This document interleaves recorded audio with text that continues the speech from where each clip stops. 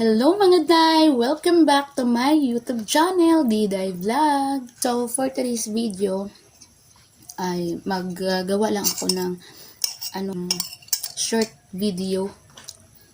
No? So, habang magbi-video ako ay ako naman dito ay kumakain ng kanin. So, yung ulam ko ay ito. Hindi ko alam anong dilis, siguro ito. Basta sa amin is bulinaw. So, ayun mga day. Ang topic natin for today's video ay binigyan na lang kami ng 3 months ng may-ari ng lupa na para makaalis na kami. Sobrang gulo na talaga dito. Una, dahil matagal na itong problema na to, dati wala silang sinasabi wala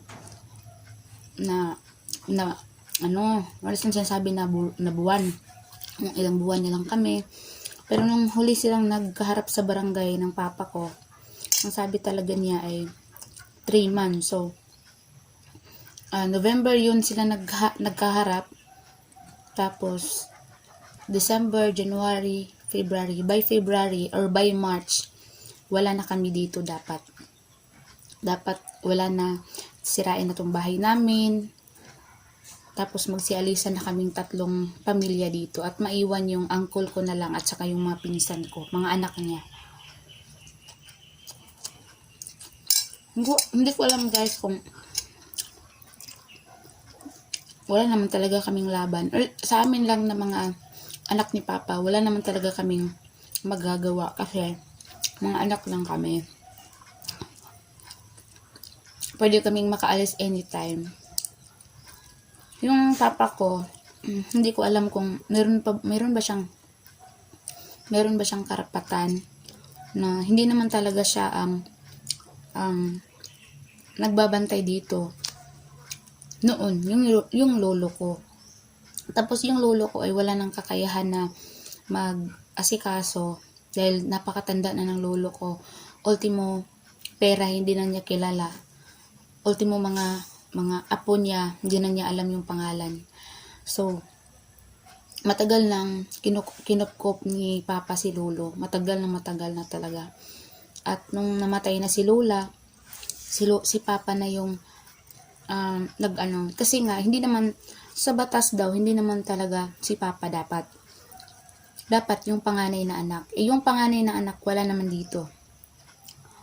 Kaya, si Papa yung nag-asikaso. Kaso lang, dumating na yung time na hindi na nagustuhan ng may-ari si Papa kasi siguro si Papa kasi madalas na nagre-reklamo sa DAR kapag feeling niya ay hindi siya binayaran ng tama sa pag-aani ng pag-harvest nila ng niyog. So, doon nagsimula yung gulo. Doon nagsimula yung galit ng may-ari sa may-ari ng lupa na to. Kaya nga, pinapaalis na si Papa. At ang gusto niyang ipalit na dito sa lupa niya ay yung uncle ko na kasi mabait yung uncle ko. So, ngayon, na-realize ko naman guys na okay na natanggap na namin na hindi na kami magtatagal sa bahay na to, sa lupa na to. At saka na-discourage na din naman ako guys kasi dati kasi hindi kami namumroblema ng tubig dito. Kumbaga nakakasapat yung tubig talaga namin dahil meron kaming balon. Dumating yung time na napakarami na yung gumamit. Pati yung mga kapitbahay namin doon na din kumukuha. So wala na kaming tubig. Yung kapitbahay namin meron silang farm, meron silang babuyan, merong manukan. So kami na wala. Yung konsumo lang sana. Wala na kaming magamit. Kung meron man, mayong limit yung pag-agos ng tubig. Kasi nga madalas nauubos talaga. Nauubos na yung tubig doon. Kaya sobra akong kasi may time na Gusto naming maligo, pero hindi na kami makaligo. Tapos, basta, alam niyo naman guys, kung gaano ka-importante ang tubig kaysa kuryente. Kung ako papipiliin, lugar na walang tubig, pero may kuryente, parang hindi ko pipiliin yun. Pero lugar na may tubig, kahit walang kuryente, papayag ako dun. Ay, mas pipiliin ko yung lugar na may tubig. Dito kasi, napaka-importante talaga ang tubig. Alam niyo naman yun guys. Kaya nga, habang patagal na patagal yung problema, nasolusyonan naman namin ng asawa ko, bumili kami ng lupa. Kahit nagkautang-utang kami, bumili kami ng napakaliit lang na lupa para lang makatiri kami ng sa sarili na naming bahay na hindi na namin kailangan pang mamroblema. Ang ikinalulungkot ko lang, yung kapatid ko na dalawa, meron pala akong isang kapatid. Hindi ko alam kung saan sila lilipat. Meron naman lupa yung papa ko, yung lolo ko. Yung sarili talaga niyang lupa. Kaso lang napakalayo. Yun nga, mayroong tubig pero nasa baba ng bundok at yung lupa niya nasa bundok. So mas napakahirap yun, yung tubig nasa baba. Kasi mas mabuti pa na yung tubig nasa ibabaw, yung lugar mo nasa baba. Kasi pwede mong gawa ng paraan, kakatulad ng sa dito sa amin. Pero sa sitwasyon doon sa lupa ni lolo, yung tubig nasa baba, yung lupa niya nasa ibabaw. So napakahirap talaga magkuha ng tubig. At wala pang kuryente doon. Kaya yun ang napakahirap. Kaya namang problema ako kasi secure na yung sa amin. Kasi pagpapatayo na lang ng maliit na kubo doon para makalipat na kami agad. Yung problema lang yung pamilya ko kasi naawa ako sa kanila kung saan sila titira. Hindi ko na talaga alam. Hindi ko rin alam guys kung marami kasi nagsasabi. Meron kasi kaming kakilala na nasa judge. Sabi kasi niya, huwag kayong aalis. Walang aalis. Yung sa legal naman, meron kaming mga nakausap. Sabi din nila, huwag kayong aalis kasi meron pa rin daw karapatan.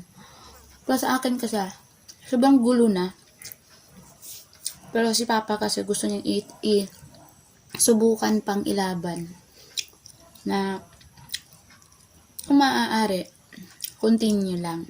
Kaso, galit na talaga yung may-ari sa kanya. May-ari ng lupa. Kaya guys, kung meron man kayong opinion tungkol dito sa problema namin, sana ma-share ninyo kung dapat na ba na bago pa mag 3 months aalis na kami or hihintayin namin na magharap-harap muna sila sa korte or hintayin namin na puntahan nila kami dito para i-demolish na yung mga bahay namin.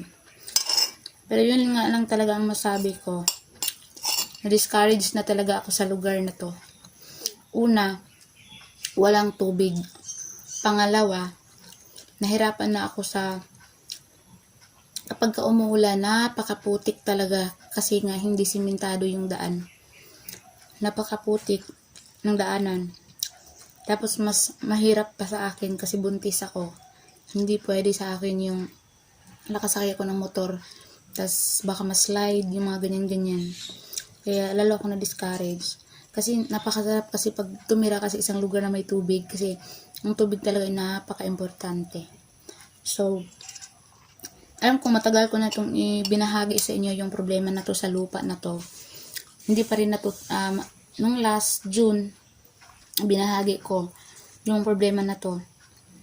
Na akala ko, alis na talaga kami sa mga panahon na yon. Kaya nga, nagmadali kaming makakuha ng lupa.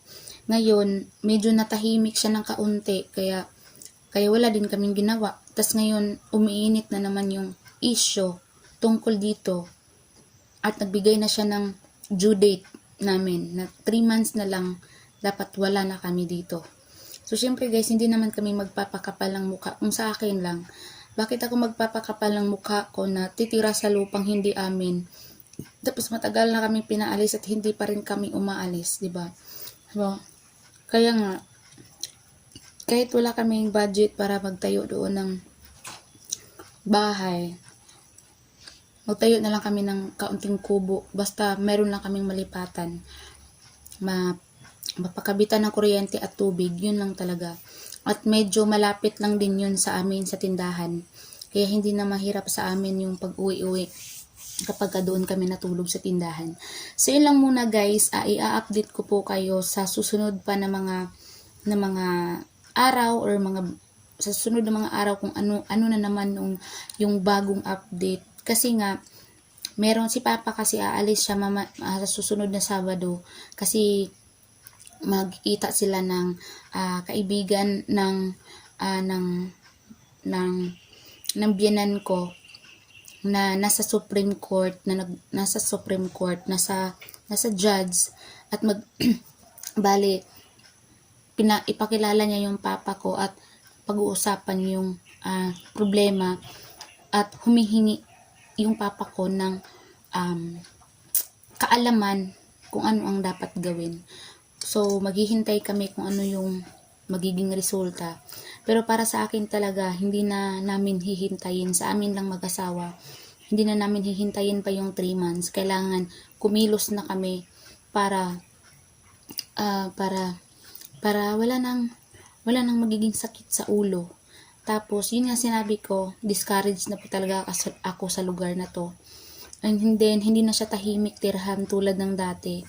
Napakasarap talaga tumira dito noong mga unang panahon. Pero ngayon habang ng patagal, nagkaroon na kami ng maraming kapitbahay. Tapos minsan hindi pa namin makaintindihan. Unang-una na pinag-aawayan namin dito ay tubig talaga. Kaya nga na-discourage na din ako sa lugar na to.